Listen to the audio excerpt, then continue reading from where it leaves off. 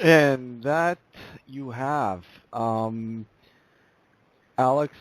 the day has finally came. Come. Yes. The last show of the season. And, I sort of wrote a little thing on my Facebook wall saying, I'm really, really proud of what we've accomplished. We haven't accomplished everything that we've wanted to so far, but I mean, we've really taken a chunk out of a lot of stuff that we've sort of, hey, look, we want to sort of explore this on the show, right? Yep. We've had guests on here that, well, hey, we never thought we'd ever have. Oh, there's no way they're going to come. They're never going to come on. And we've actually been chewed out by a few guests too, which is cool because it's entertaining. No. Stan corrected. I've been chewed out by a couple of guests. Okay. Well, I was trying to lighten the load. Okay.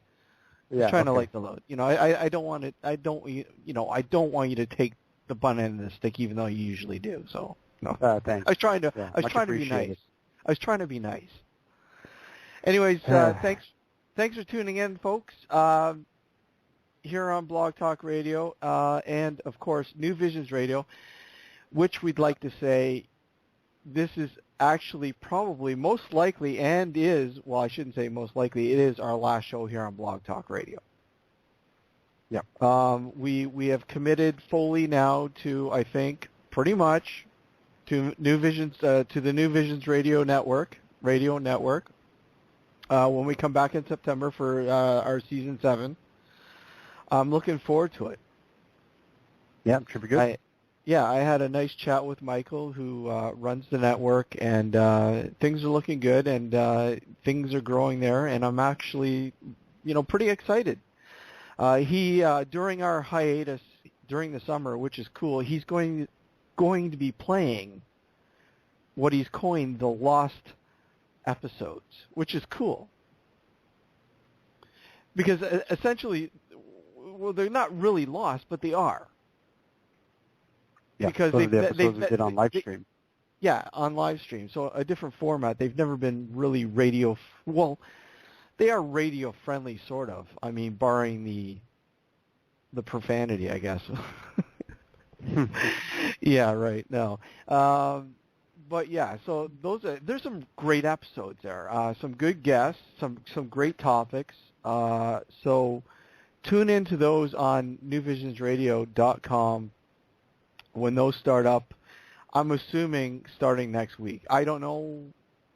I'm assuming I didn't ask Michael, but of course, this being our last show this year, I'm assuming that's what's going to happen starting next. And there's like 26 episodes to choose from. 26. Yeah, it'll keep them busy for a while. Well, yeah. So what's new? Nothing, really. Well, you're lucky. Why is that? I've been threatening you with the Alex collage, and you know what? You're lucky. Did you do it? No, you didn't do it. But no. Okay, good. No, I didn't do it. I felt, look it, we've already did it once. Nobody wants to hear it again. Or do they? Hopefully not. Well, hey, there's some classic ones in there, so. But I'm sure there are. Yeah. And I stand to be corrected here. I said last week they were airing that Russian Yeti thing on Discovery Network. It was actually this evening, I believe, it was on. Oh, it was this evening. Okay. It was this evening it was on. And again, the twist with this one is, like we mentioned, there's a pass in Russia, northern Russia, I believe, not far from Siberia, I believe, where 5 college students went on a sort of a research hike sort of thing and didn't return. And so they sent out a search and rescue. They were found all dead in the snow, all over the place, scattered in the area where they were camped out, completely naked. Their clothes ripped off. They weren't wearing any clothes, in fact. It was a brutal scene. Heads crushed, tongues like literally ripped out, eyes gouged, skulls like crushed, whatever. And it's been a mystery for years as to what had happened to them. The scene, their tents looked like they had been ripped from within and not forced in. All sorts of weird stuff.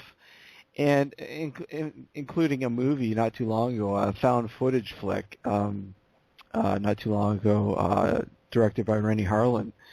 And I always get the name wrong, Davies Pass, or the Devil's, I think it's Devil's Pass. I don't know, whatever. Cool flick, and I like the ending. But there's Discovery has a new twist. Perhaps it might have been this Russian Yeti that might have, did all that damage. And some experts there have proof. I don't know. Is it proof? I don't know. You have to watch it to find out. If you've already watched it, do I want to say any spoilers? Go ahead. I haven't watched it yet. Go ahead. But you know what? In this case, I don't mind any spoilers because I know most of the scenario, minus the Russian Yeti aspect, angle.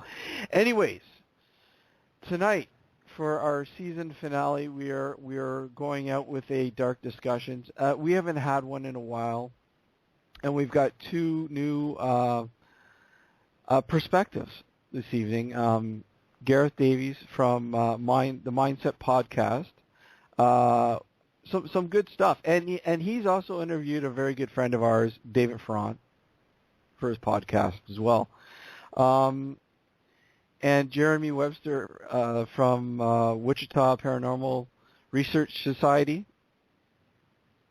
So when we come back from break, we're going to bring them in, and we're going to have our discussion on several things within the paranormal. And you know what?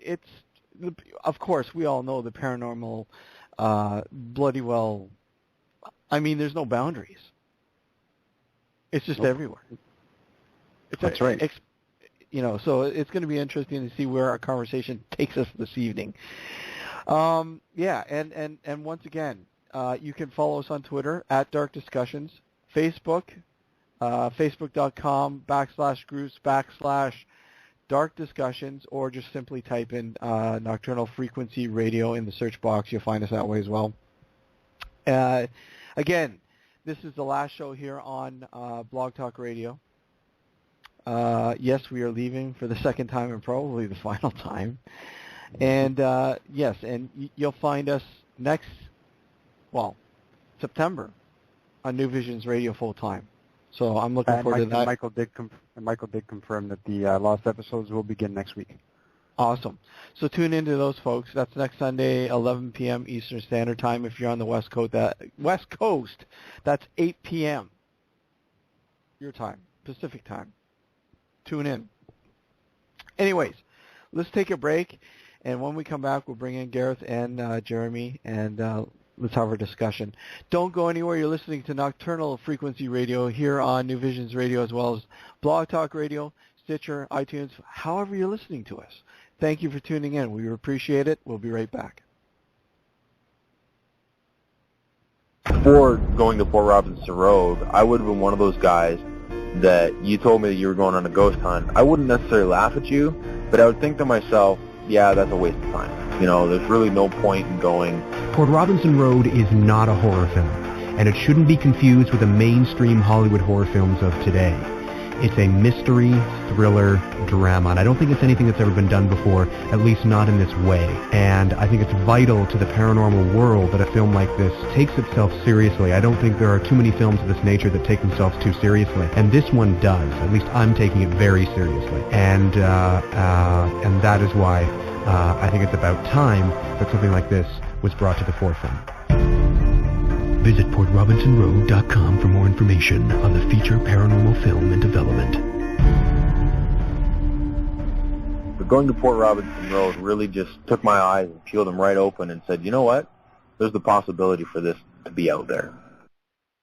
This is Keith Hayes, and you're listening to Nocturnal Frequency Radio. Enjoy.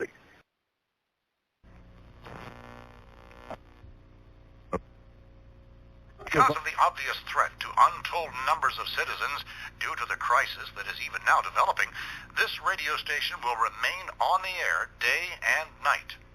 This station and hundreds of other radio and TV stations throughout this part of the country are pooling their resources through an emergency network hookup to keep you informed of all developments. At this hour, we repeat, these are the facts as we know them. There is an epidemic of mass murder being committed by a virtual army of unidentified assassins. The murders are taking place in villages and cities and rural homes and suburbs with no apparent pattern nor reason for the slayings.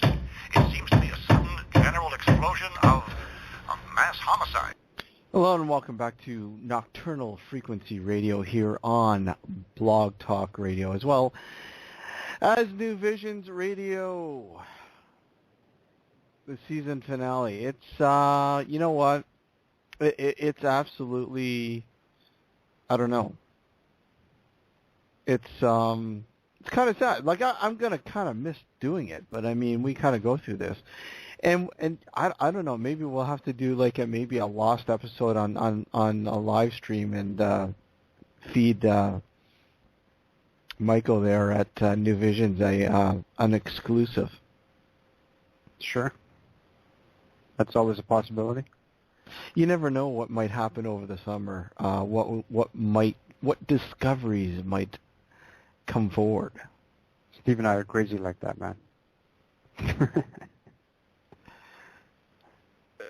I'm not crazy. What are you talking about? I'm not crazy. Sure you are. Sure you are. Yeah. Okay. Yeah, so anyways, my little rant, well, not rant, but my little excerpt there on Facebook stating, you know, not everybody agrees with what, you know, our approach. But, I mean, there's one thing that I've stated from the beginning. Yes, I got involved all those years ago with the paranormal, researching it and investigating it because I did and still do believe that there's something going on.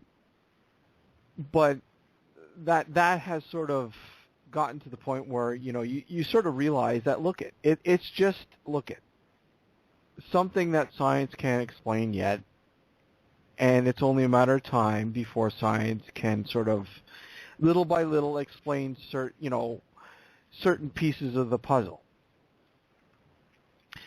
Now, that doesn't mean that science is everything. No, there's more to science. You know, there's more than just science. But again, those are just theories. We can only make theories. Like for instance, you know, what happens to us after we die, right? Anyways, but we have always taken the stance that we don't have the answers to the paranormal. We don't have those answers. We don't claim to have those answers. We never push those answers. We don't claim that we have evidence. We have given you findings. We have presented findings, and you know what? It's up to you and how you perceive them and how you want to believe if they are in fact the paranormal or not, and whatever that might be.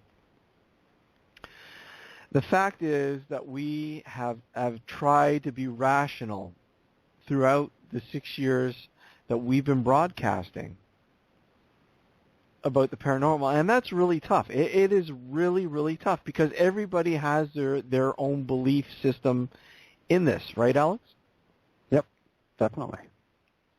I mean, from when you came aboard as the you know, the co-host of the show to now, what has changed in the way you have thought about the paranormal? I've learned to be a little bit more, how should we put this politely, skeptical. Not so much about the paranormal itself, but more so with the stories you hear in general.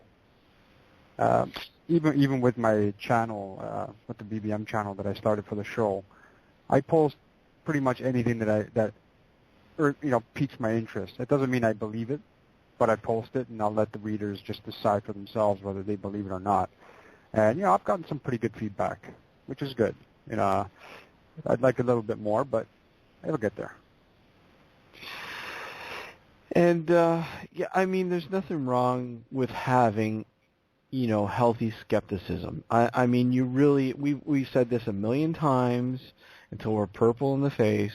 You really do need to have the skepticism when you're looking into this, because if you don't have that skepticism, you're going to be like every paranormal TV show out there, saying that every little tidbit is evidence. It's a ghost or whatever else. Yeah, for sure. And I'm not going to sit here knocking the TV shows, because look, it's entertainment. And if you're tuning into those TV shows, thinking that it's the Holy Bible and it's, you've got the wrong way of looking at things.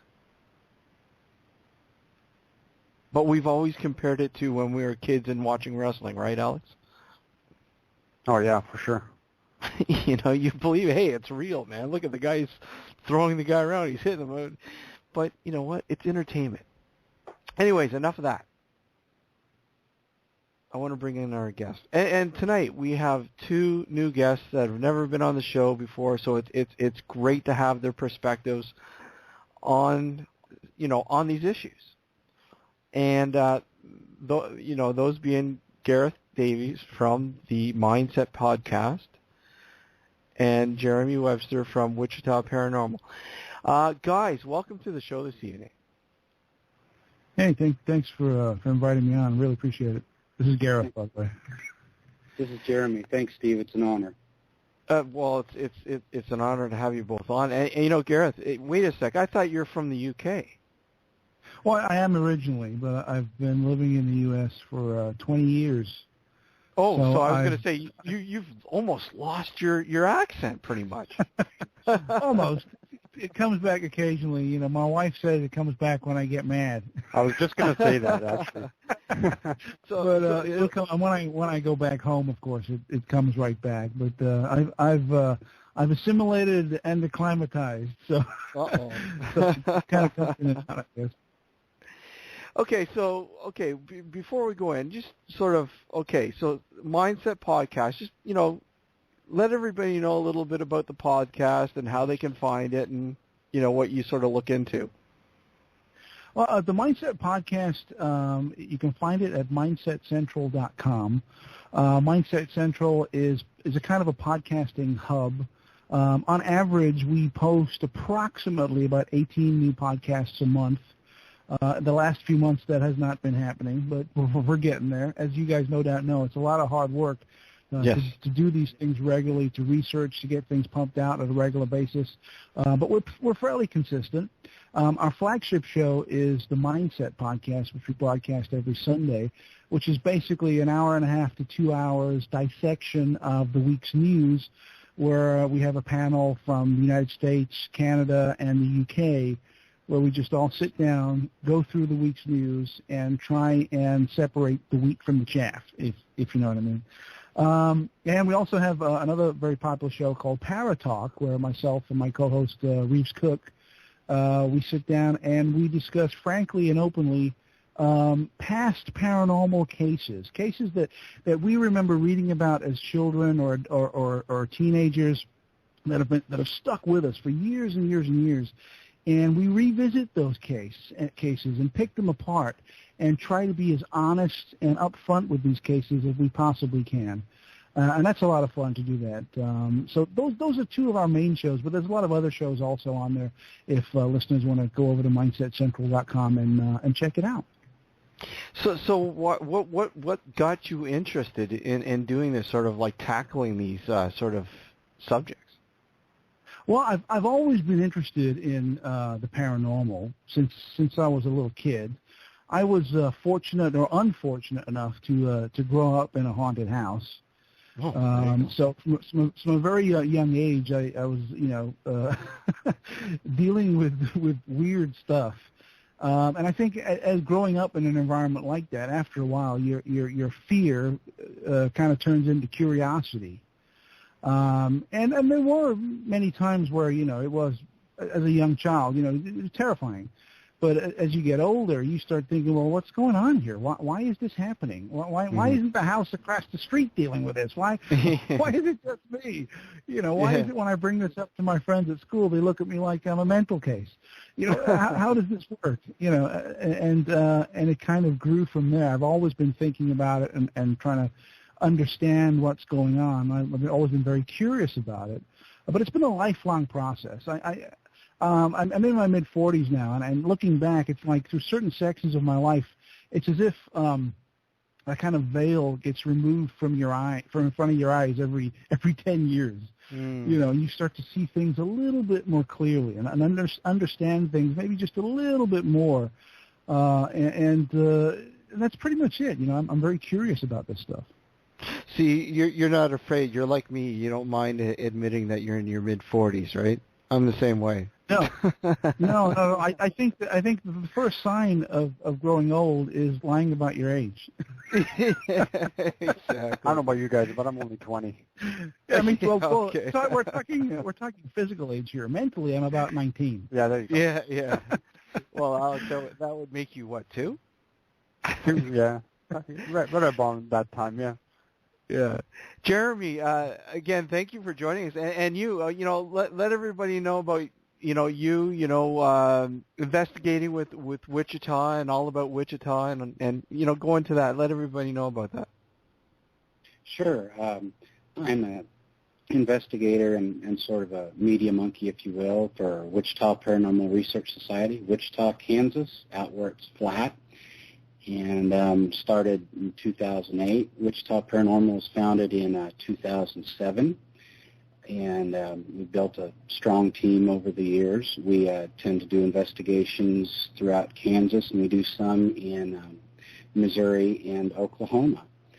We keep pretty busy doing it, and we engage in a lot of public education type activities. We've done helped with fundraisers for a number of area museums and such as Old Cowtown Museum in Wichita and the Wichita Sedgwick County Historical Museum. Now you and I have met. I don't know if you remember. Yes, Yeah. I remember? do. 2005 at yes, the festival. Yes, Festival of Fear there.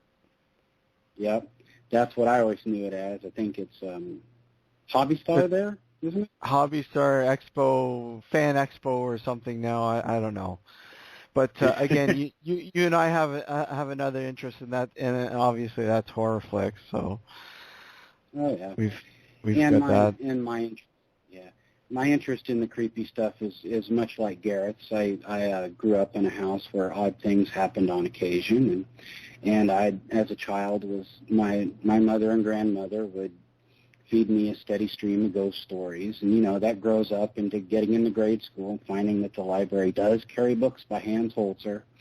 And you check them out as quick as you can and read them. And you just sort of develop an interest in it over the years. It's interesting, because both of you, grew up in a haunted house or lived in one. I never did. But the thing was, I kept hearing the stories like, how come everybody else has these stories of living in these houses that that have all this creepy stuff, and my house is plain? It's like, okay, I got to find a haunted house.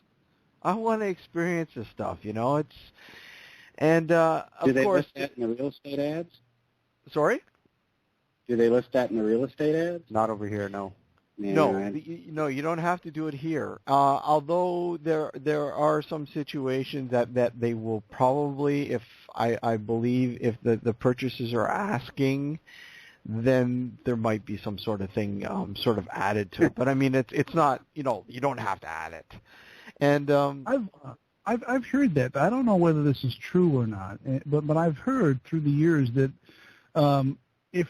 if a realtor is selling a house that is reputed to be haunted, they kind of have to let the prospective buyer know, just in case that they try to get out of the deal later, saying, well, the place is haunted and you didn't tell me anything. or something along those lines. Now, I don't know whether that's true or not, but I've heard that. I think some states are like that. I do remember reading that as well, yeah. Yeah, some states. I know Kentucky is one state for sure that does. Jeremy, you live close to. You're not far from Kentucky, right? Oh, I'm a couple states over. Couple states. Do you know if that's true? I mean, I believe I remember hearing somebody stating that. So. I do not know if it's true, but our over down here in the U.S., our legal system sometimes can be a little odd, with laws, and I wouldn't be surprised if there was some sort of aftermath of stuff like Amityville, of real quick city legislatures or whatever writing something like that in just to cover themselves from getting sued, or so that the local realtors wouldn't get sued. But it's an interesting thing. We should research it sometime. Right. Yeah. Talking about this and I guess sort of dive into it a little bit more. Now, obviously with the onslaught of the television shows and all that sort of thing, and more people are aware of the paranormal, what's going on, and what sort of things. What are your thoughts about the differences between, say, a haunted house when you were a kid to a haunted house now?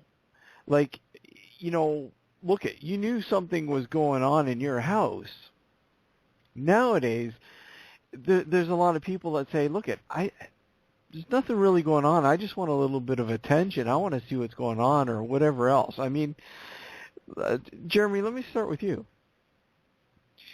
Well, as I said, I started with WPRS about 2008. We had that crest where the television shows really started drawing a lot of people. Mm-hmm. Almost, I wouldn't go quite as far as to call them groupie-ish, but you know what I mean. Very, very obsessive on the forums all the time with every little thing. And every other claim you get out at somebody's house was always, we want you to investigate. We've got orbs, and we've got all these pictures of them to prove it, and things like that. And it's kind of calmed down over the last several years. I think largely because there's just so many of these shows, and the presentation has changed. I mean, when you're talking about the early years where it was ghost hunters, and that, if I remember right, that was pretty much the only thing for a while. There was, we're going to look at a house, and this house, we got some recording, something in, and then some that they didn't. And then over time, it's changed to where all of these shows were just, we're getting EVPs on the fly. We don't go anywhere that there's any skepticism whatsoever, and no skeptical viewpoint is ever presented in a lot of them. When I was a child, in the house that I grew up in, it was frequently sounds, and very rarely, but there were a couple occasions where something would be seen, and it was your typical type shadow person thing, or a shadow person seen on the stairs. Honestly, it sounded like what Gareth experienced was a lot more noisy than anything I ever experienced as a kid, but it was enough to create an interest. When we go to locations now, and we've done both residential type locations and large business type locations, honestly, if you get something, you're going to find it after the investigation. You're not going to find it during, because it's typically in an audio type of thing. There may be firsthand things that occur while you're there in cases, but most of the stuff that you come back with is audio. And we are very selective in our audio. I mean, if it seems vaguely like it's not saying anything, we won't accept it when we put it on our website in our evidence section. So, as a kid growing up, you have this almost romanticized image of what a haunting is.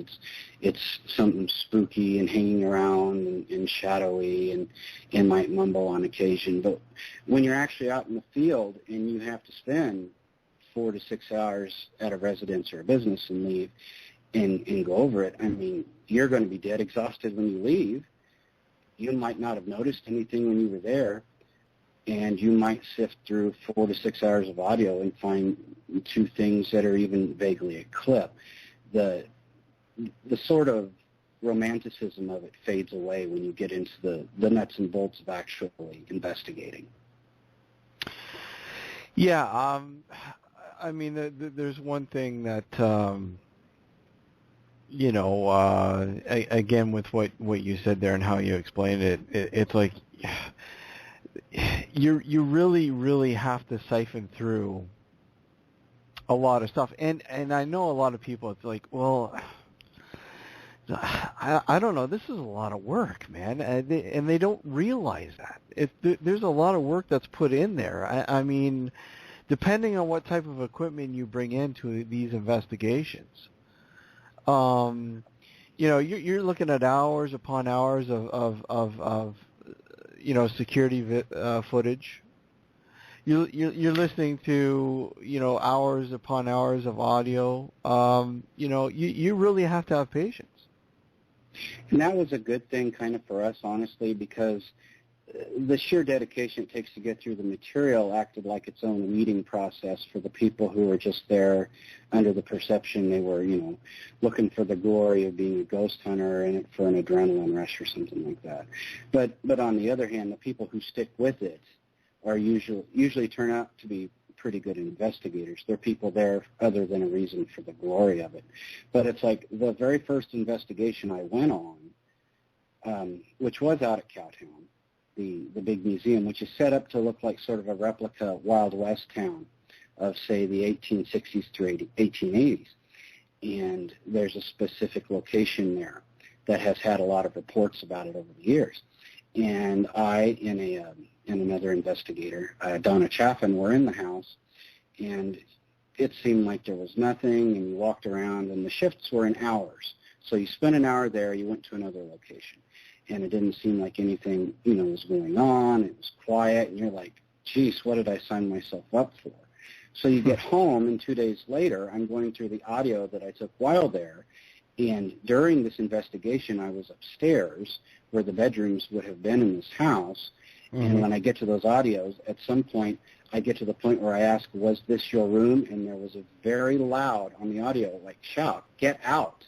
And that was just the one thing I got from that entire evening, but that one thing was enough to justify all 6 hours there, not to mention the fact that, you need to take a bathroom break after you come across an audio clip like that. Yeah, that's always a sticky point with some people, especially when you're doing the exterior investigation to the exterior locations when you have to go to the washroom. Okay, where do I go? Where do I go? Oh, I don't have any toilet paper. No. Gareth, growing up in a haunted house, or living in a haunted house, as you will. And now how you better understand certain things about the paranormal. What has changed with you and the way you look at, say, your time living in that house? I think it really makes me try to fathom what's really going on. I think growing up, one of the first things that you would think of, who lived in this house before us? Is it the spirit of somebody coming back? Is it the dead? Is it this? Looking back on it from what I've spent so much time thinking about, I'm not quite sure that that's what it is. I know that the common belief is that you're dealing with maybe the spirits of somebody who lived in the house or some kind of echo of human consciousness, but I'm not so sure that's the case. I know from firsthand experience that paranormal phenomena is real, but I also know from firsthand experience that it's very rare. Yeah. As a child growing up, we would go weeks, months, years with nothing happening, zero, and then all of a sudden, something would happen. There was no rhyme or reason. There was no schedule. It would happen when it wanted to happen, and that's all there was to it. So this kind of got me thinking into the whole scientific method and why science will never look at this phenomena. And as a teenager and in my 20s, I would always be like, well, why won't they investigate? Why won't they look into this? Why won't they try to solve what's really going on? And it's really quite simple. It's because of the scientific method. The scientific method as it currently stands does not fit the framework for paranormal phenomena. Because it is so random and sporadic, you cannot nail it down and perform adequate experimentation to prove or disprove your theory. Therefore, you have to dismiss it. Yeah, it's... And that's the scary part, obviously, because I mean, it's not like science where science, everything is carefully controlled and regulated and everything else. Look at we've done these tests and we've done these experiments and this is what's happened. Where the paranormal. Like I wholeheartedly believe something's going on. It's just a matter of trying to figure out what it is. And in this current state of time, as I mentioned, a lot of it's just theory.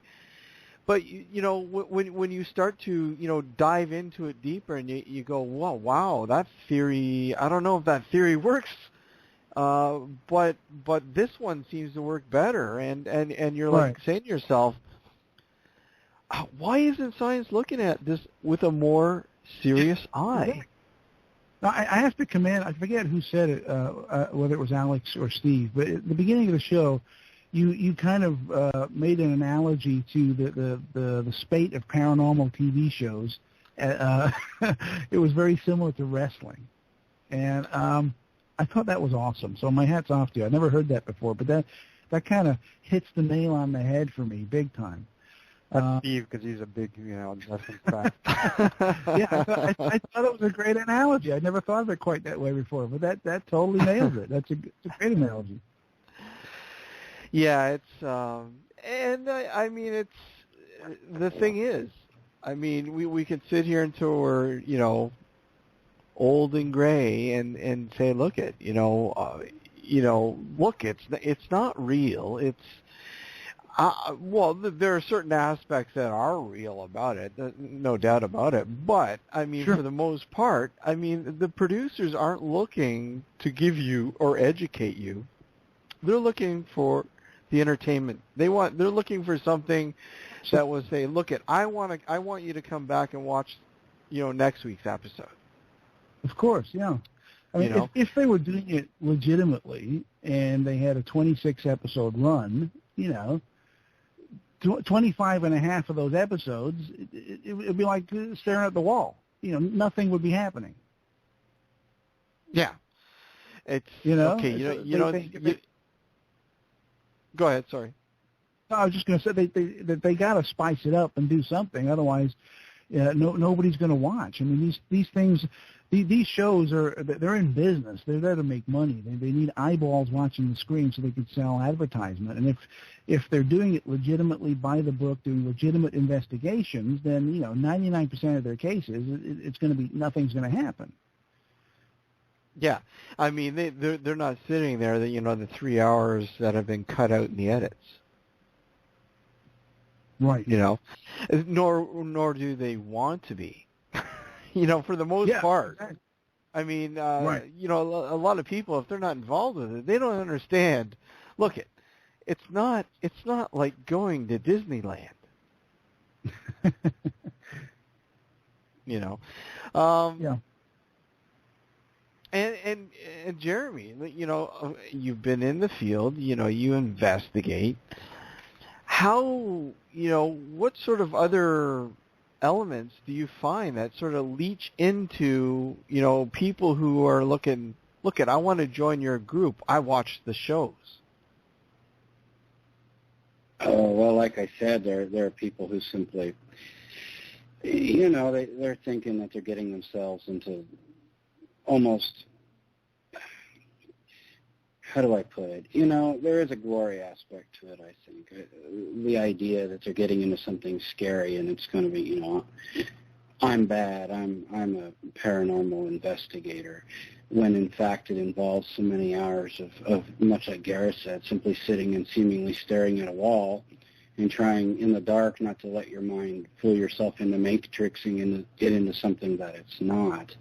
But there's also people who will develop a sort of obsession over teams themselves that may not live anywhere near you, but almost take like a cult-like reverence of the people in it.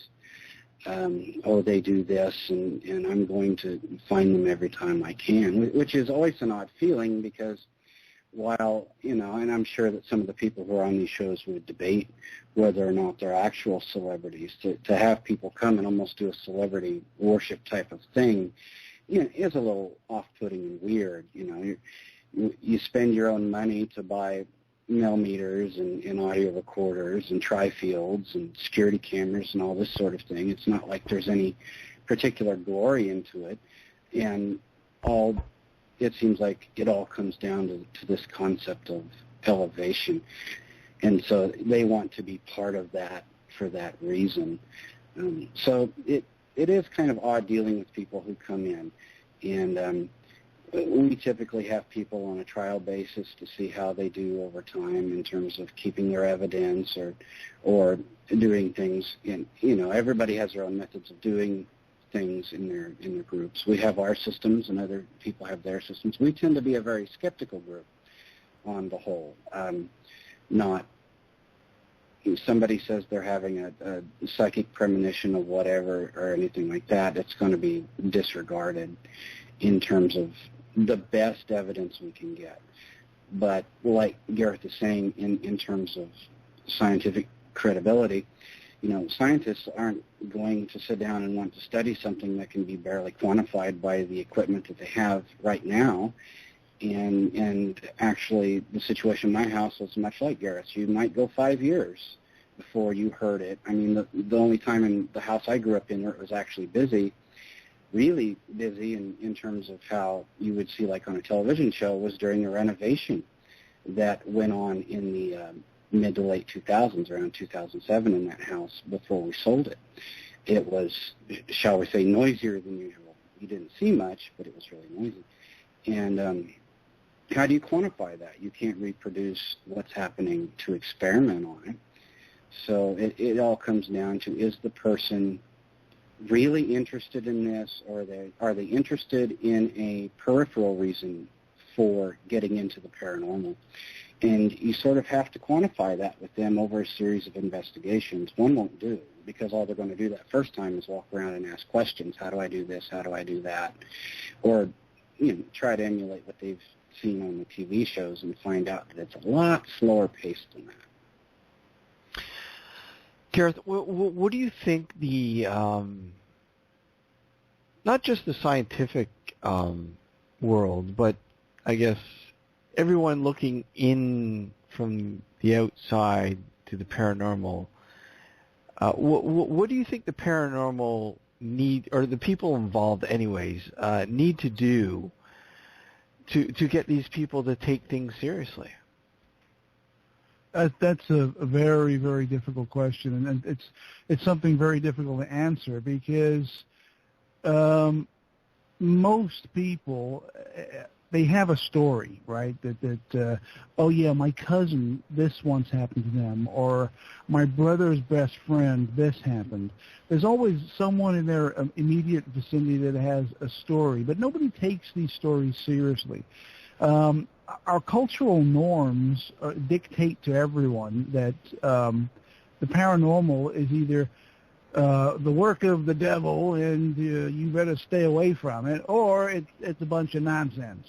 And if you're into it, you're out of your mind. And that's what most people are convinced of. And when you have a mindset that gets you up in the morning, gets you to work, keeps a smile on your face, you don't want to rock the boat. You don't want to fool with that mindset. So unless somebody actually experiences something that makes them question their own reality, I don't think there's going to be much headway in regards to people kind of becoming more serious and really giving some serious thought to this. Mind you, the shows aren't helping either. Right, yeah. No.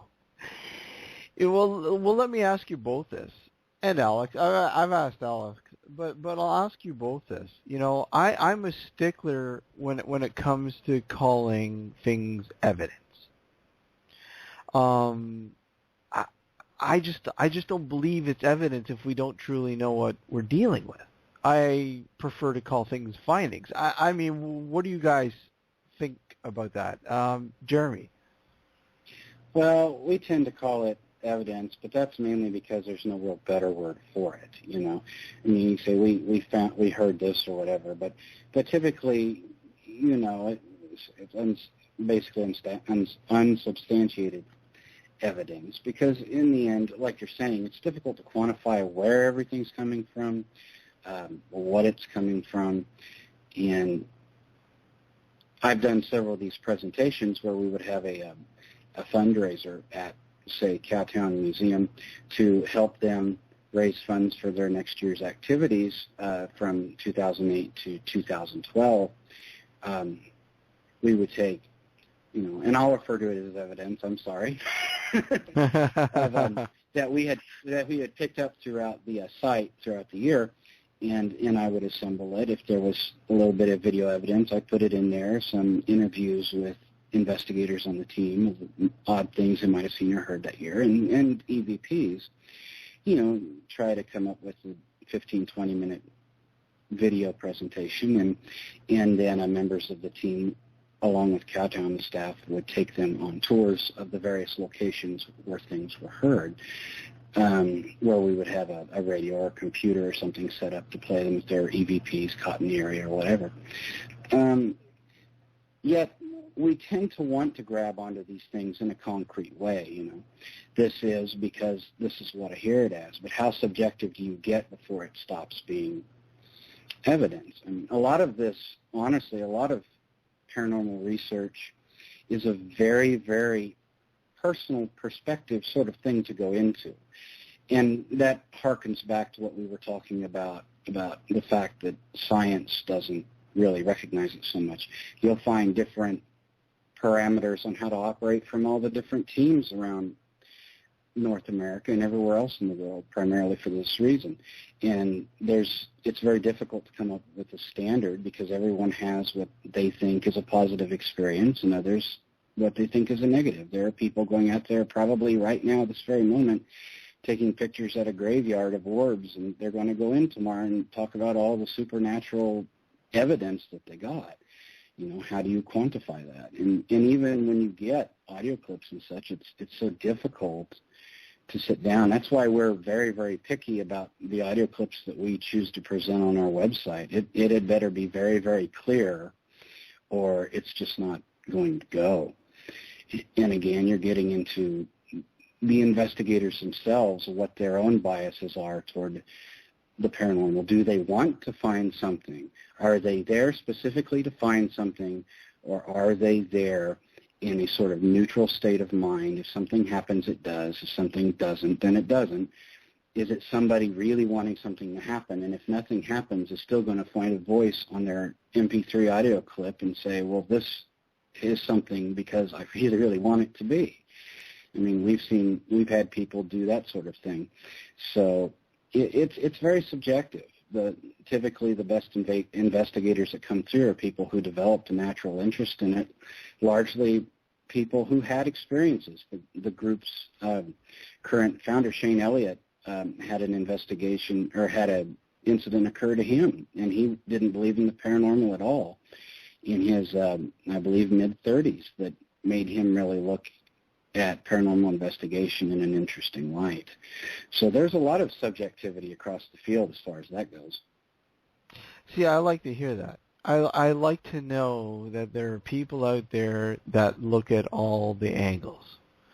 And it's really refreshing in this day and age because, Jeremy, I know, and Gareth, you as well, know that it's really, really tough to find somebody or people who are truly, trying to seek answers. Because when I began way before the TV shows were involved. I think it was 1996, 97 when I began. The grassroots was looking into the paranormal was the in thing, and it was really, really neat to see what people and again, the internet was there, but it wasn't like it was what it is today. And of course, you didn't have the help of the internet. Slight, but not completely what it is now. So it was really, really neat to see what people were doing and how they were approaching and how they were going about doing this. And you look at it now, all that has pretty much disappeared. That approach of what I like to call the grassroots approach, has almost just completely disappeared, yielded to the age of TV and the internet, especially TV. The TV shows have, you pretty much look at all these people now that have sort of climbed aboard and said, look, I'm an investigator. I've watched every TV show, and that's essentially what it is. And they feel that they've been properly educated. And you know what? Education, I think, is a huge thing that's lacking right now. There is simply no proper education out there for a lot of these people because it's sitting on the sidelines. Again, with Alex and I sort of get into this sort of love-hate sort of thing when it comes to regulation. I know, Alex, you'd like to see some sort of regulations happen. I sort of do want to see it, but I feel that with a lot of things that humans are involved with, when you get the regulation in there, that brings, that sort of spawns, people who will certainly tarnish that sort of regulation and sort of say, hey, look at the paranormal is not tarnished now. I just asked. Well, no, I'm not quite sure. Go ahead. I'm sorry. I'm not quite sure what you mean by regulation. Maybe you could elaborate on that a little bit. Well, basically, what I've been talking about for a while now is, you look at any field out there, and there's sort of like a governing body to that field that holds the people accountable for their whatever. Like, you look at the scientific community, for example, there's a governing body. If a scientist were to come out with a claim, like, for example, I have the cure for cancer, it has to be peer-reviewed. It has to be analyzed. And you can't just go out and say that without any sort of repercussion. Now, the problem with the paranormal field is that there is no peer review. There is no sort of repercussion when someone makes a claim, like a lot of people have made claims in the past, such as, I have Bigfoot's body in my backyard. Okay, prove it. You know what I mean? Like, this is the point. This is the problem. Also, another problem without having sort of like a sort of structure is that there is no sort of guidelines. There is no sort of, okay, we've tried this. It didn't work. Let's try something different. It's everybody for themselves, and when you have a mentality like that, it's never going to get anywhere. Well, there's also situations like it's not just investigation teams; it's the actual clients as well. Yeah, we've had several. Here's two types of investigations we've ended up on. One of them was one where we had to drive an hour, 2 hours. It was about 2 hours to this farmstead where a lady had a barn she kept her horses in, and she was very adamant they were hearing all these noises in the night and all this. At the time, we were doing weekly investigations, pretty much nonstop. Because we were in a heavy tryout, we were building our team, and we were seeing who was good and who wasn't.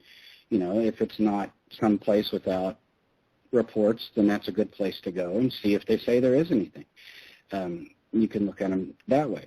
And we got there. Well, I was actually the first one to that one because I lived closer at the time, so I got there about a half hour before the rest of the team. And that was when she informed me she had visual evidence of a haunting. I said, okay. And she brings me a stack of Polaroids, and they're all orbs in a horse barn. And it's like, and she was the sweetest elderly lady you ever met. But it's like, okay, what are we in for? The other one was another farmhouse about an hour from Wichita, and they were complaining about things happening in their house. And we got there, and it was dead of winter, -2 degrees. Everything's frozen over. And they've ordered like a stack of 10 pizzas for all these investigators that are coming to their house. And their thinking was that we would find something, and then they would advertise it and make money off of it. And it's like, not only that, but their claims were small, but everything they claimed was outside in the -10-degree weather with the wind blowing. You couldn't have heard anything if you wanted to. So there's the opportunistic people, and like in the case of the elderly lady, she just had seen this sort of stuff on TV and thought, well, this constitute a haunting, and she lived out in the country. Her house was just old and creaky. But because this happens all the time on all the shows she watched, she figured her house was haunted. We run into that kind of stuff on occasion, too. And imagine going out there, getting there at 10 o'clock at night after a 2 hours drive to find out that the best evidence you've got is pictures in the dusty horse barn of orbs. I can completely I understand that. I've been through that, and in fact, I can add to that. I mean, I remember bringing the team out to one house. We did a pre-investigative interview with the family. They went over everything. This is happening, that's happening, this area of the house. Taking base readings, whatever else, and we said, okay, look at, can you possibly, excuse me, can you possibly have the children looked after the night that we arranged for because they had 2 small children, looked after the night of the investigation? And they said, yes, yeah, that's not a problem. Cool. I don't mind the fact that you two will be here. That's completely fine with me, and in fact, I encourage it because you never know if there is something going on. They're used to you being in the house, and you being absent from the house might somehow change certain things up. Who knows? Fine. So we set up the date for the investigation, and this was an open concept, sort of loft, sort of type of home. The living room, the kitchen was opened up to the rest of the house, and we showed up. Their neighbors were there, and I said, I thought we had an understanding, that it'd only be you two. Well, they just want to see what you guys do, and I go, but we're not here to be a spectacle. We're here to help you. You have issues, and you'd like answers, and we can't do our thing if there's all these people running around. Things become contaminated. It makes it harder and harder to take proper readings and this and that and everything else. Oh, well, we'll just sit down and play Trivia Pursuit on the TV. And I'm like, oh, and this is the reason why that one of many examples why I eventually stopped doing house investigations unless there was a good reason for it. But yeah, these are the types of clientele, as you put it, Jeremy, that you have to deal with. Oh, absolutely.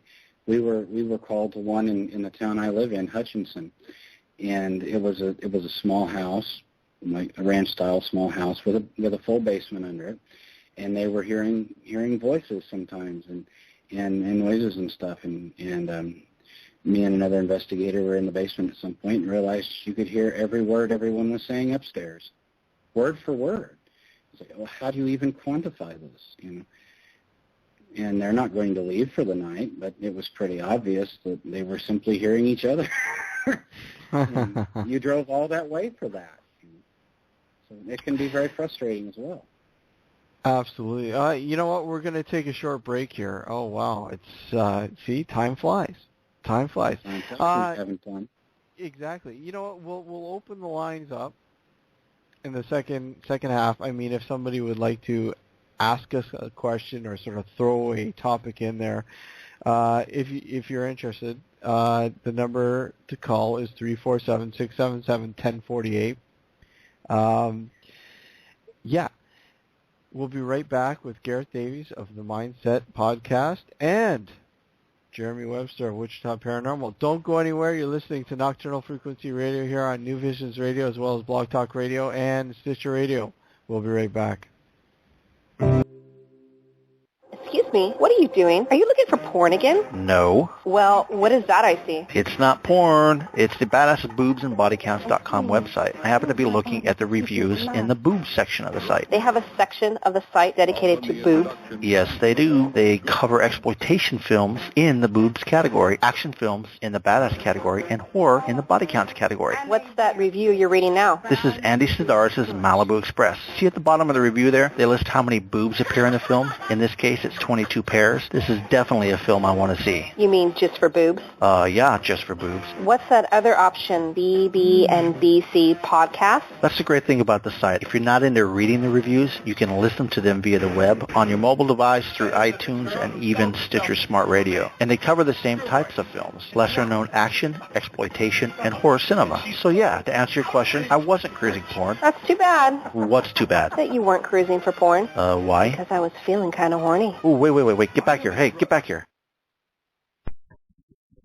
You are listening to Nocturnal Frequency Radio, hosted by Steve Jenny and its satanic assistant, Alex Rondini, both of whom can't go into churches without vomiting.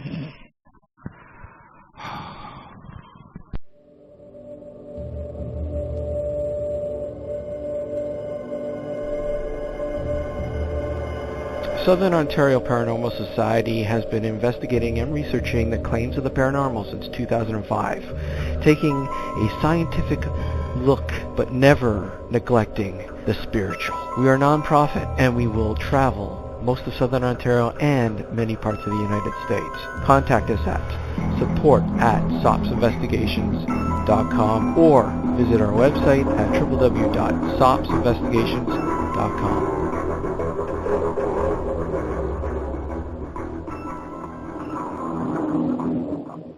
All right, and welcome back to Nocturnal Frequency Radio here on New Visions Radio, Blog Talk Radio, and Stitcher Radio. It's hard to believe, but yet another season has come and gone. Folks, if you've just tuned in, this is the season finale and our last show broadcasted here on Blog Talk Radio. It's really tough, but hey, it has to happen, and it's I don't know, Alex. Sunday nights will never be the same, at least not for the summer. Not for us, anyway. Well, listeners can enjoy our lost episodes. Well, yeah, the lost episodes will start next week on New Visions Radio. That's cool. I'm looking forward to. I'm gonna tune in when I can. But you know what? Maybe we can actually shoot the third episode of Nocturnal Night Shots. Yeah, that'll be good. We've been wanting to do that for a while. Well, yeah, it's just we haven't had the time, and maybe we could shoot the third episode. I know people have been hankering for it, and I mean, hey, when are you going to shoot? Yeah, right. Anyways, great conversation here with two fresh, new perspectives with Jeremy and Gareth here. I want to thank you both for joining us again this evening, guys. Thank you. Appreciate it. You're welcome. It's a pleasure. Yeah, so anyways, that's the fun part. When you do breaks, you lose. Well, hey, it's paranormal, isn't it? Yeah.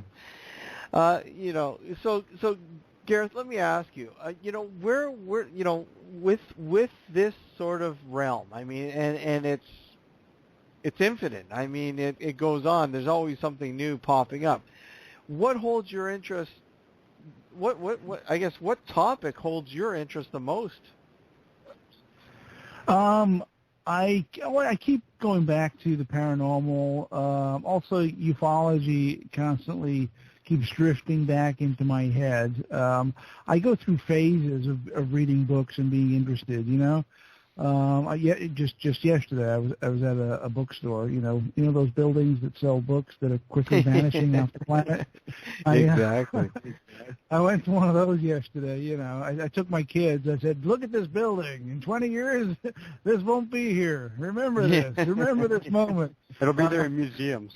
Yes. Museums. Yeah. These books belong in a museum. And I bought a couple of books yesterday that were UFO related. But I do still think about the paranormal and still get those thoughts and ideas in my head every once in a while. We have a new season of Paratalk, which is about to start in the next week or two. So we're going over some old cases that we're going to be, digging back into and exploring. So yeah, I flit about a bit as far as what keeps me going. But there's always something. This stuff never goes away. There's always something that will come out and really get you going.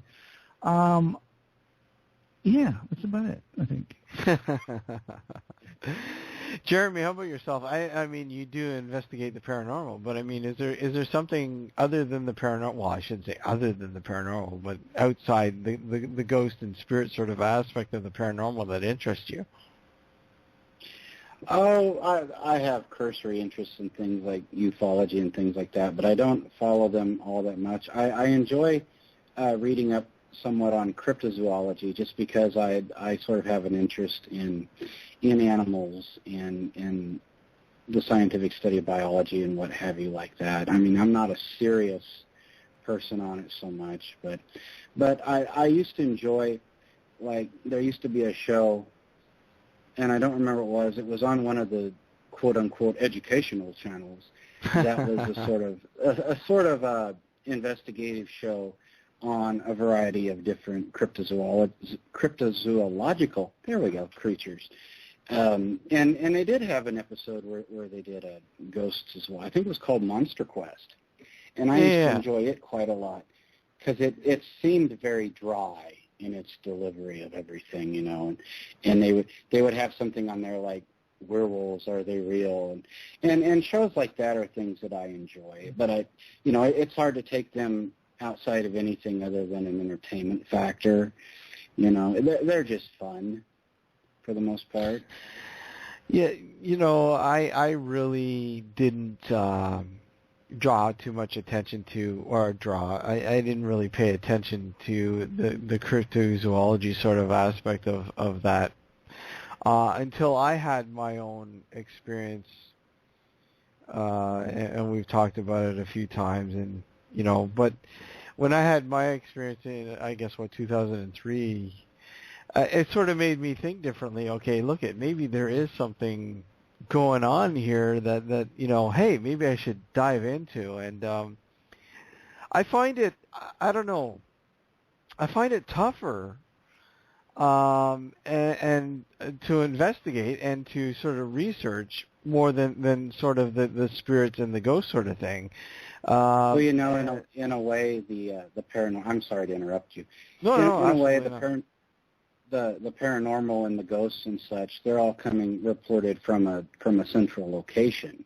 I mean, you're getting somebody who's lived in the same house 20 years calling you. It's not mobile, but going off and finding Bigfoot or something is a whole other matter.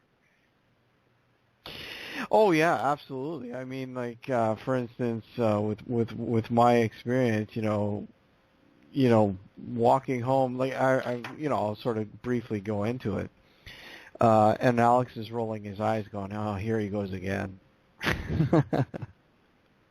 He chuckled. Well, that was the basis of our first nocturnal night shots.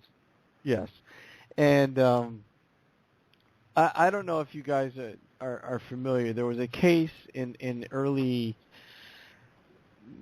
to 1970. What did I say? 2 or 78, Alex? I can't remember. In Toronto, it was the early 70s. Yeah. Your early 70s, called the Toronto Tunnel Creature. And I had no idea about this case at all until I had my sort of experience. I was working midnight shift, and I remember walking home in a rural area at about 3 o'clock in the morning. I had my headset on. I was just walking back. We had the one car at the time, my wife and I. We just had the one car. So I said, you know what, I can walk home. It's not that bad. And I don't mind, it's nice out. It's early fall. So it was nice. It wasn't too bad. So I'm walking home, and this road approaches a bridge that's split in two. A single bridge for each direction, with a grassy knoll medium in the middle. As I'm approaching, this animal runs up the other side, on the opposite side of the road, runs quickly on all fours to the middle of the grassy knoll and stops, because he detects me and he's looking at me, and I'm like, okay. All of a sudden, this thing it stands up on its hind legs, and I'm like, okay, so what exactly is this thing? I'm thinking, okay, for this area, the height was roughly about 5 feet when it was on its hind legs, and it was standing up almost human-like. And I'm like, okay, what animals can do this sort of? And I'm thinking, okay, there's nothing indigenous to this area that will do this, that can do that big. It's not a bear. It's not a coyote. It's not a deer. It's not a raccoon. I'm thinking, I'm going through all these things, and meanwhile, this thing is, analyzing me as I stopped in my tracks. I said, look, I'm not running. I'm not going anywhere, because this thing's probably faster than I am, most likely. So anyways, after 10 minutes of just standing there, and, this animal or whatever it was dropped back down on all fours and ran back down underneath the bridge. Now, I at the time, I didn't really think too much other than that it was weird. Okay, what I saw, I could not think, okay, what was it? I don't know. Every animal, then years later, I started asking questions. I started, talking to people involved with animals, hunters, all sorts of people that, look at what could this be? What could this be? And nobody really had an answer. And then I was talking to somebody who takes care of a lot of occult cases in Toronto, and he was pointing out a case that happened in the early 70s called the Toronto Tunnel Creature. And he pointed me in the direction. I looked, I did some research on it, and then I noticed that they ran a front page story in one of the local newspapers in Toronto there, and they had an artist rendition of what the witness had saw. And I'm looking at this thing, and I'm going, that is exactly what I saw. I'm like, to a T, minus the red eyes. I didn't see red eyes, but apparently what it saw was red eyes. And I'm like, I didn't see red eyes, but what I saw was exactly this. Am I crazy? I don't know. But a good friend of ours, Chris Hawley, wrote a story up for UFO Magazine. And when that story went, she received a whole bunch of emails from people who had similar sightings in that particular area where I saw it. I mean, have you guys heard of anything that's sort of similar to this? I have not. But what I want to ask you is, because while you were telling me that, I kept thinking, when that encounter or that experience ended, and and the animal or creature or whatever it was, ran away, and you continued your path home, did your mind try to tell you, nah, you didn't see that, it was something else? Well, in the immediate after, I'm like, okay, I was obviously cautious when I'm walking by.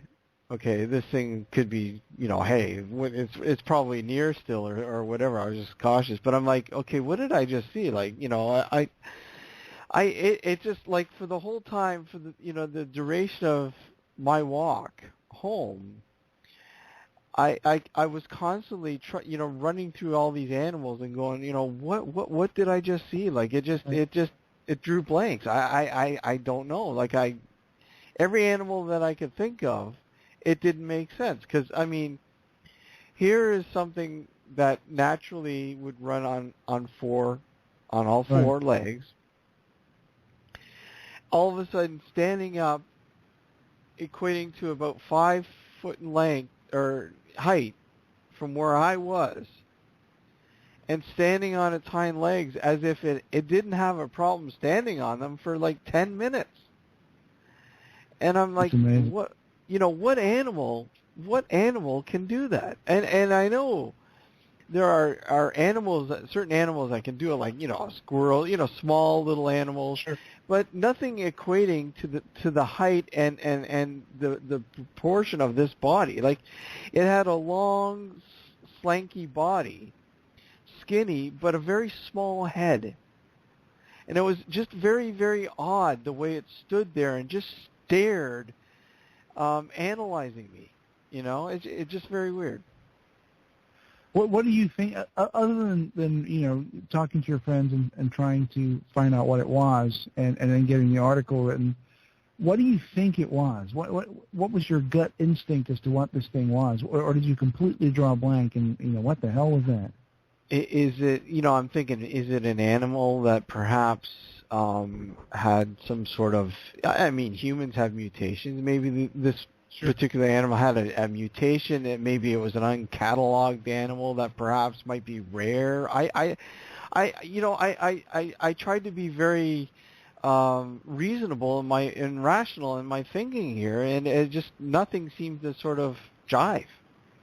Yeah, that's a great story. That's a great story. Yeah, it's interesting. It's interesting. But I mean, like I said, when I had that, it made me think more towards, I've always had an interest in Bigfoot. I'm not saying that I believe it, but, it's interesting because I don't know about you guys. I remember watching the TV series $6 Million Man. And I remember you guys look, remember the classic two-parter when they team up together. Well, I have to warn you guys, though, that if you do have fond childhood memories of those episodes, do not watch them now. It's funny. I did pick up the box set, so I haven't sat down and watched them yet. So I'm afraid to. I've actually watched a few from the first season. Right. Oh, it's just like Knight Rider. Oh, yeah, you're right.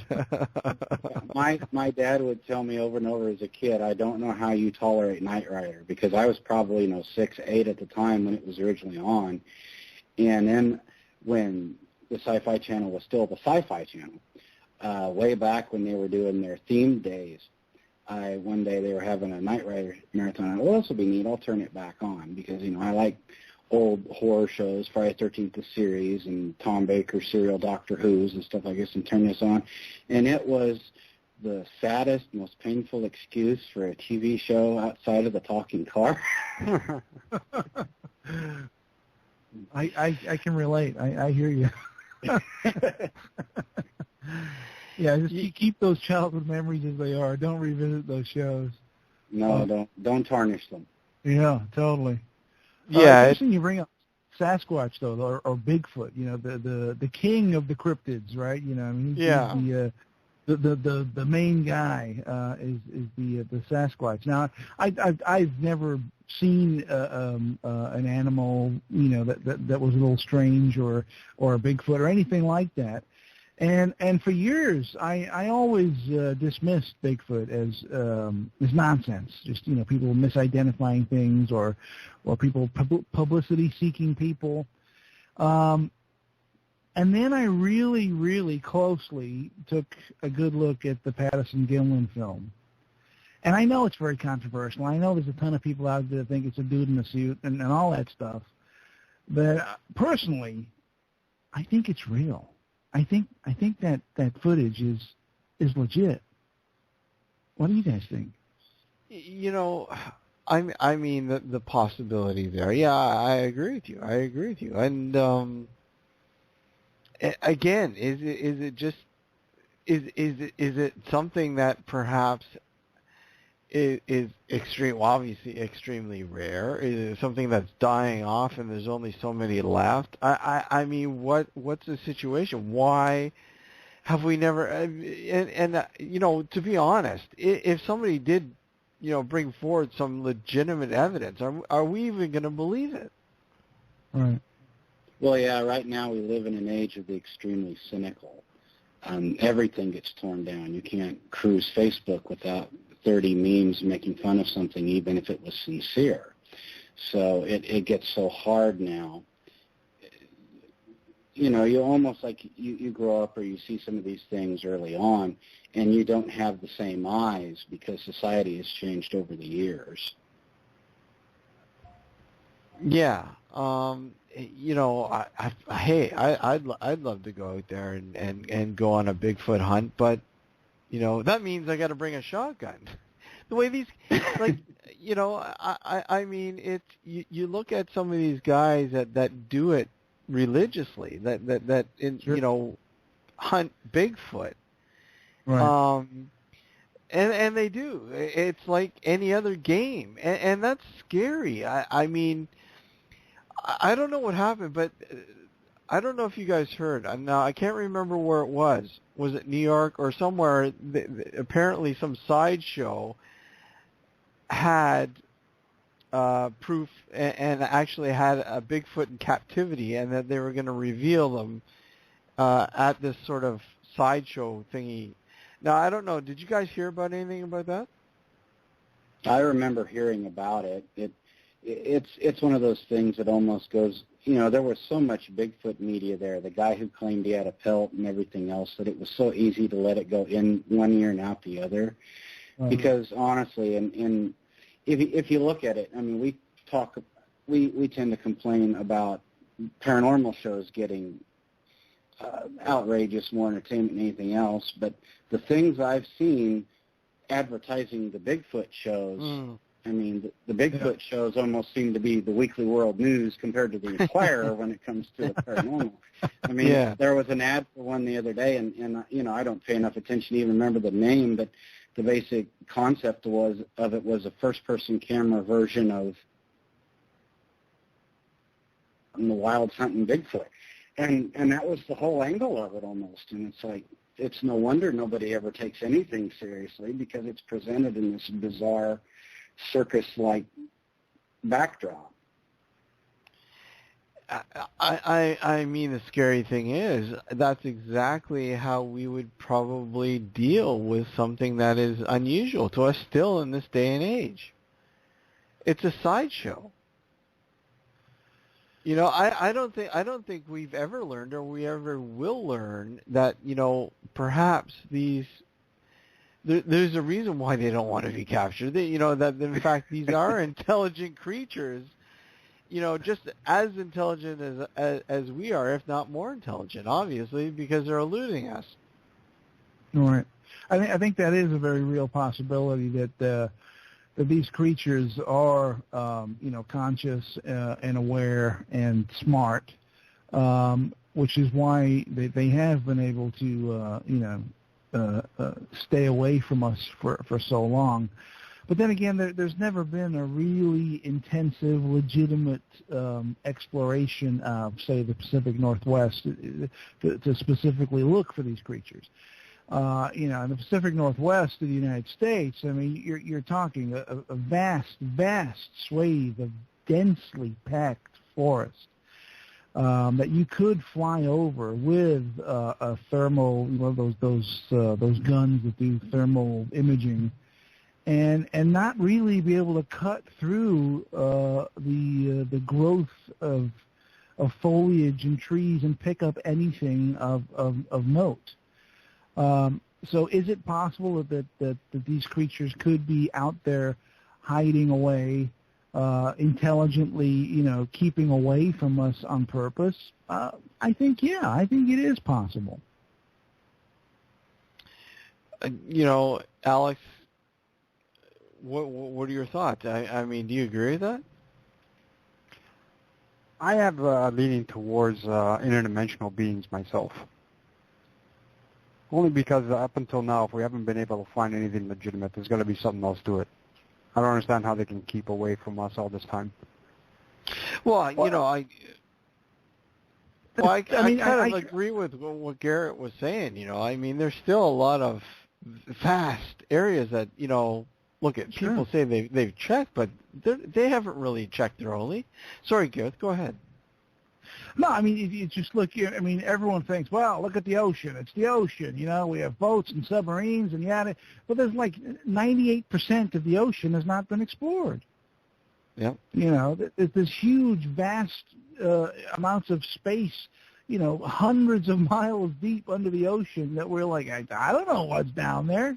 Well, no, I get that. My thing is this: when it comes to Bigfoot, is there's people who claim to have pictured or taken a picture of Bigfoot, footage of Bigfoot in some sort of form or whatever, yet we've never captured one. So obviously if you take those at face value and they actually are legitimate Bigfoot photography or video, then they've spotted them in a particular place, so they know where they are. Why haven't they captured it? This is why I tend to lean towards more the interdimensional thing, only because if you know where they are, you've been able to photograph them, but yet you still haven't captured them.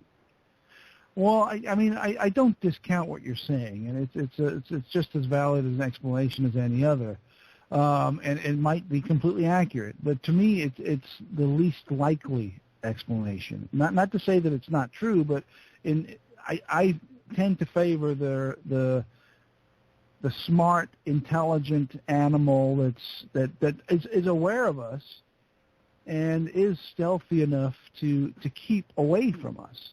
And on the very rare and odd occasions where they unexpectedly, or rather we unexpectedly stumble onto them, they can elude us fairly quickly. And as far as Bigfoot photographs and or video, I mean, obviously, I haven't seen every Bigfoot video and or photo, but the vast majority that I have, I don't buy it.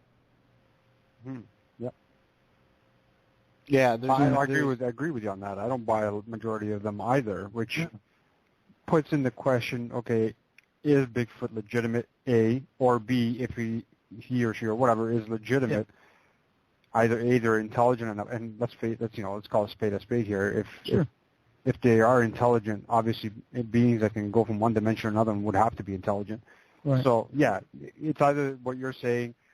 I'm just saying that just because it puzzles me that if we've been able to legitimately photograph Bigfoot in a particular area, why we haven't been able to go back to that area, stake it out, or set up equipment, infrared equipment, whatever the case is to be able to capture them. Now, like I said earlier, if were it not for the Patterson-Gimlin film, I would think this whole Bigfoot thing is a bunch of nonsense. Mm-hmm. Right? If it was not for that was it 1968 8mm footage, if it wasn't for that piece of film, I would think the Bigfoot is a bunch of crap. But that footage, for me, is spectacular. And there's a number of things about that footage which really leap out at me. Now, the first thing that leaps out at me is that this creature, this Bigfoot, or whatever the hell it is female, right? It has breasts. Now, from my way of thinking, if you were a bunch of guys up in the mountain and you wanted to fake a Bigfoot video, you'd dress some guy up in a monkey suit, and he'd walk by. And you'd film it, and then you'd all be laughing your asses off as it would propagate throughout the world. But you sure as hell wouldn't put a pair of fake furry breasts on that suit. It makes no sense whatsoever. And I another agree. thing, they have slowed this film down, and done computer analysis to keep each frame clear enough. And this is the part that blows my, and I'm sorry to fixate on the breast, folks. But when this creature is walking and it is slowed down, you can actually see, and this might sound a little weird, but this is legitimate. You can actually see the breasts jiggle and move naturally as the creature is moving. Now, to me, that does not speak of some dude in a monkey suit. Could be a she-male. I mean, I know it sounds like the ramblings of a lunatic. I know, but this footage to me, I mean, it's the only thing that makes me consider that this thing is real. I remember seeing a documentary specifically on that footage a while back where they hired a Hollywood effects crew to see if they could reproduce it, and they were basically able to build a suit or whatever that did it, but as far as they had to go, it seemed like a ridiculous amount of work to make it plausible. Yeah. And there was also something about the walk, if I'm not mistaken, with the Gimlin film. Yeah. That although they were able to reproduce the suit, they were not able to fully recreate the walk of what was captured in the film. Yeah, something about the hips motion. Right. The hips moved and the arms, the way they swung back and forth. Mm-hmm. It was very difficult, if not impossible, to replicate. Now, there's a lot of footage out there, and you look at it, you're 30 seconds in, you're bailing because it's obviously, either so far away that it's inconclusive, or it's obviously a guy in a suit. The Patterson Gimlin film really makes you think, well, wait a second. Maybe there is something to this. What the hell is that? And I mean, it feels really raw with the other stuff. Oh, I'm sorry, Steve. Yeah. No, I agree. And you know what? And again, like all the other stuff, it's had its fair share of skeptics, like picking away at it. Sure, of course, yeah, absolutely. But also, I would like to point out, I mean, the Patterson Gimlin film was filmed a long time ago in the 60s and 70s. I don't exactly remember the date either, but special effects back then was haphazard at best. Absolutely. To be able to recreate something that, I guess, precise, for lack of a better term, would have required a lot of ingenuity and a lot of money behind it. Well, think on this for a second. The Patterson footage came out, I think, if I'm not incorrect, it was 1968 when that thing was filmed. Now, around that time, what was going on in Hollywood? There was cutting-edge, state-of-the-art makeup. Well, there was the ape scene in 2001, and then there was Planet of the Apes with Charlton Heston. Yep. Right, and that was like the cutting edge of ape makeup, so to speak. And that's movie studios spending hundreds of thousands of dollars back then to create these movie visuals of ape men. Here you got two dudes out in the mountains, with little to no funds, with little to no Hollywood expertise, coming out with this. Yeah, which at the time was state of the art. That's right. It's mind blowing. Yeah. 67. I'm reading here. Yeah. Okay. 67. 67, 68. And look at that's pretty much if you've pretty much looked at a lot of footage, that's pretty much the go-to footage. I mean, everyone sort of goes back to that footage. Sure. But why is it that, again, and obviously there's a lot of variables that play in a lot more today with special effects and the amount of, but I mean, more and more people have access to video. Phone, your camera, your phone on your camera, camera on your phone and all that. Why haven't we sort of captured that sort of definitive footage like that back in the late 60s? Well, all I can say to answer that is while you're while you were saying that, a scene from Close Encounters of the Third Kind just popped into my head. I don't know if you remember this. It's a scene where they're having a press conference, and they're showing photos of UFOs, and the press is just ripping it apart and saying, this is nonsense. And one guy says, you know what, well, I work for the local news, and we're in the business of capturing things as they happen. But we've never been able to get our cameras out and film a car crash when it happens. Yeah. Makes sense. It makes sense. Deal, right? Yeah. It makes sense. And again, that sort of works out not just for Bigfoot, Sasquatch, Yeti, however it's perceived in the many different countries that you have these studies. But I mean, there's a numerous amount of different sort of mythological creatures that have shown up. That you sit there and you go, what? How? Like I think one that we've explored here on the show that shows up, especially in a place in the U.S. called the Bridgewater Triangle. I don't know if you guys are familiar with that area at all. No, I'm not. First sighted by the natives. The natives actually coined the figure, but it's called the Pukwudgie. And you sit there and want Pukwudgie? What the hell? A little short troll type guy that's mischief, but yet there are numerous amount of sightings in this area, apparent sightings in this area, continuous to this day, and you sit there and go, is this something like Bigfoot where, hey, there is a possibility that these creatures do exist, or is it just complete hoax bullshit? Right. What? It's that there's no smoke without fire, right? So, I mean, I would say that a tiny percentage of those sightings would be of something truly strange, and then everything else is just hysteria and wishful thinking.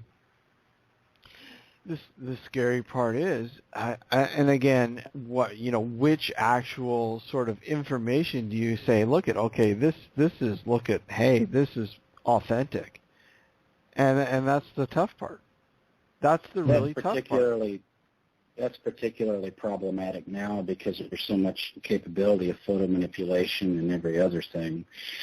Somebody may well have good footage of Bigfoot and may have showed it to somebody, and it's never turned up simply because it's so easy to fake that sort of thing now, whereas it wasn't back in '67. Yep. And we, looking at eyes from 2014, can end up looking back at footage from '67 with the eyes of 2014. Yeah. Particularly people who weren't really conscious of that sort of thing then, later generations and such. They're used to seeing photo manipulation and such all the time.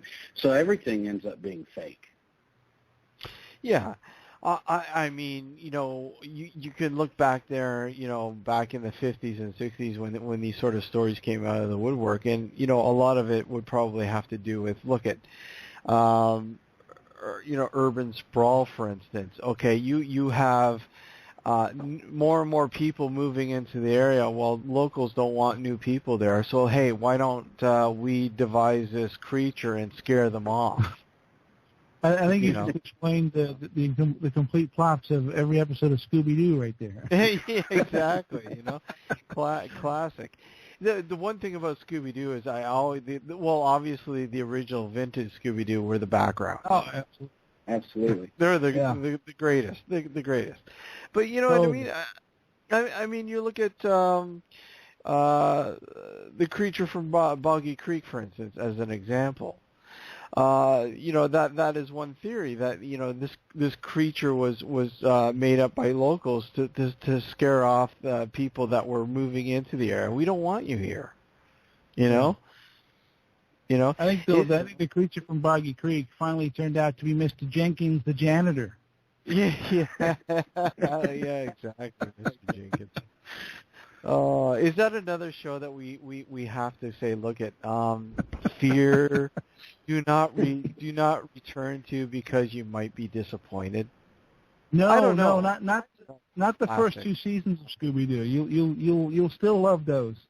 Yeah. I think after season 2, then it starts going downhill fairly quickly. But I purchased the box set of the first 2 seasons, and I still watch them with my kids, and we still love it.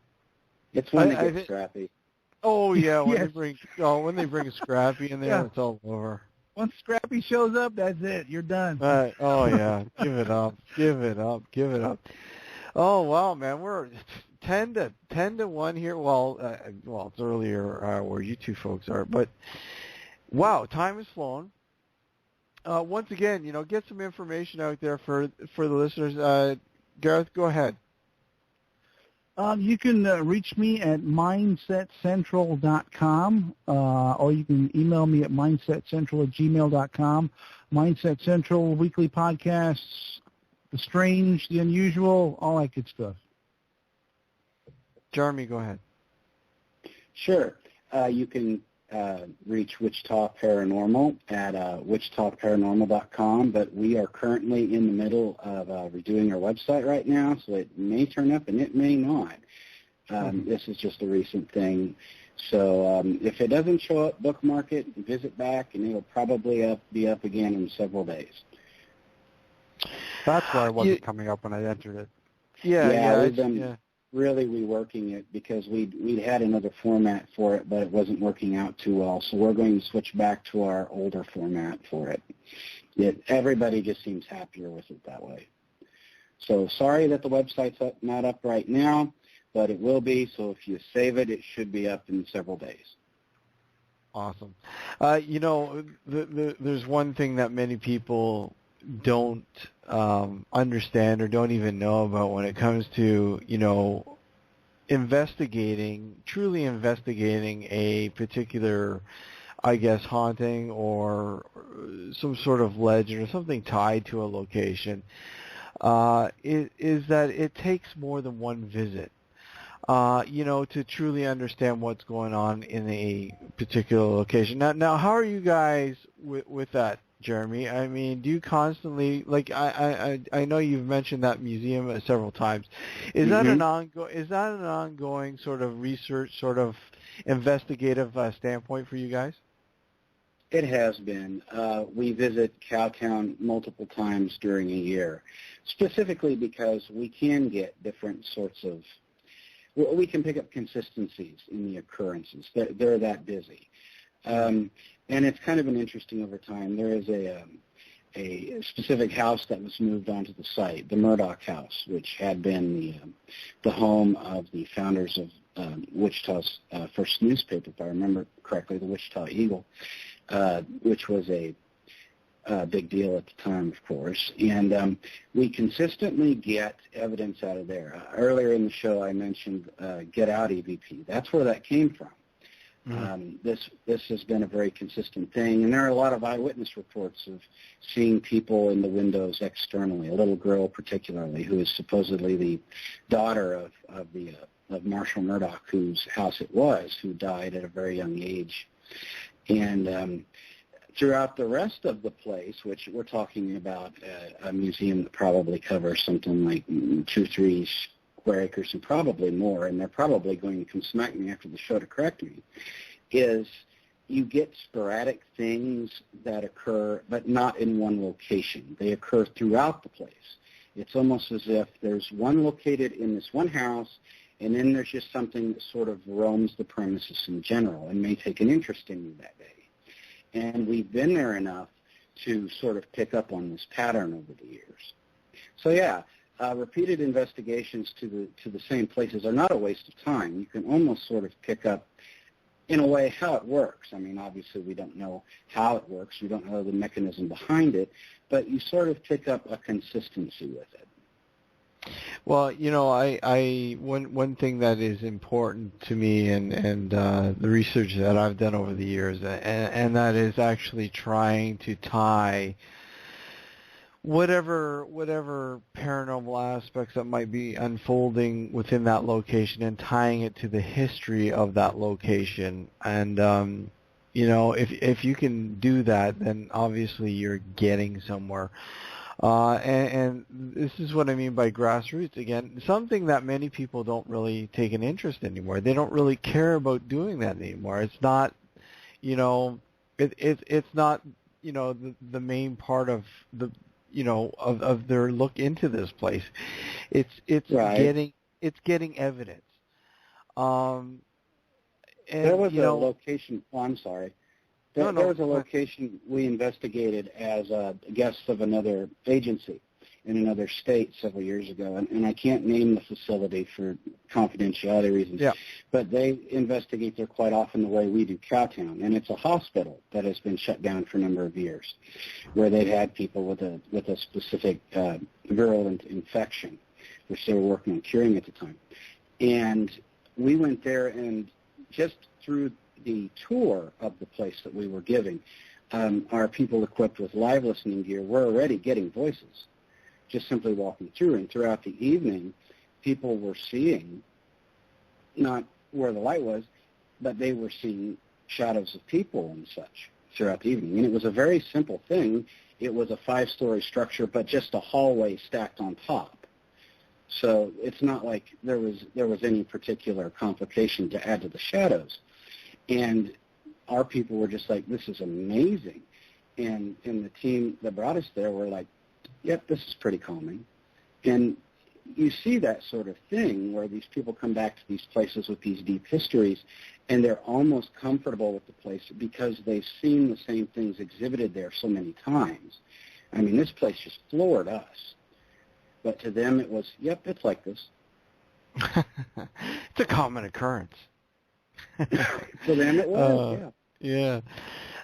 Gareth, have you had a chance to actually get in the field and investigate or research, or is that something that you've ever wanted to do, or what's your sort of angle there?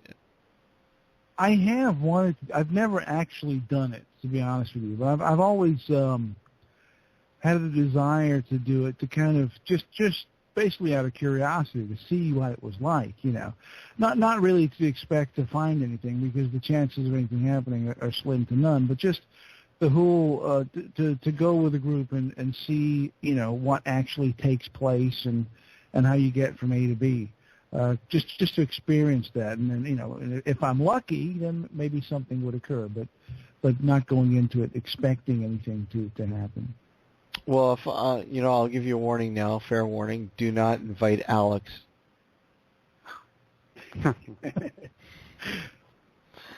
Whatever I'm you sure do. He's curious as to find out why. Yes, please tell me. I'm apparently a ghost deterrent. A what? A ghost deterrent. They don't seem to come around when I'm around. Oh, they stay away, huh? Apparently, yes. Have you tried it a lot then? Have you gone to a lot of cases and nothing happens at all? Zero? Whenever I go out with Steve, he never actually gets us anything. Yes. So what would happen is if somebody has a really violently haunted house, they should just hire you to move in with them. There you go. Make some extra cash while I'm at it. There we go, man. 100% guaranteed. 100% guaranteed. Alex, the ghost deterrent. As long as I eat the burritos the night before, I'm fine. Oh, yeah. Don't forget those burritos. Then, yeah, definitely. His secret weapon. Guys, any last words there before we end this? I'd just like to say thank you. I've had a great time, a great conversation, stimulating conversation, which I'm always up for. I love, going back and forth on ideas and concepts and what may or may not be. And thank you so much for inviting me. I've enjoyed every moment of it. Well, we'll certainly, in the near future, you're always welcome back, Gareth. Cool. Thank you. Jeremy. I thank you for having me on. It's always great to have an open-minded discussion on this topic with people who've had similar experiences. And I wish you all the luck in the world on your future ghost hunts, maybe even the ones you take Alex on. Hey, there you go. Well, thank you both for coming on. It's great to have, like I said, fresh perspective, and it's been great. It's been it's too bad we haven't didn't have more time, but hey, 2 hours, wow. Thank you again. Thanks, guys. You're welcome. Thank you. Good night. And both of you take care. Good night. Thank you. Alex, that's it. Couple more minutes here, and we're done. Season 6 in the can, folks. And again, this is pretty much our last broadcast from Blog Talk Radio. We will be returning in September on New Visions Radio. In fact, you can tune in every Sunday night, 11 p.m. Eastern Standard Time, or 8 p.m. Pacific, and Michael will be replaying the lost episodes over the summer, and there's some great ones. So tune in. Don't be afraid. Tune in. Check them out. I want to thank Gareth and Jeremy for being a part of the show tonight. The season finale, great having them. Alex, have a good summer. Everybody have a good summer. That's right. Have a good summer. Have a great summer. Who knows? We may pop up for a bonus show. You never know. We'll let you know, I'm sure. Until then, take care. Thank you again for tuning in and making this, hey, without you guys, we wouldn't be doing this. Have a great summer. Take care. And you have tuned in to Nocturnal Frequency Radio. Good night, everyone. Good night, everyone. Good night.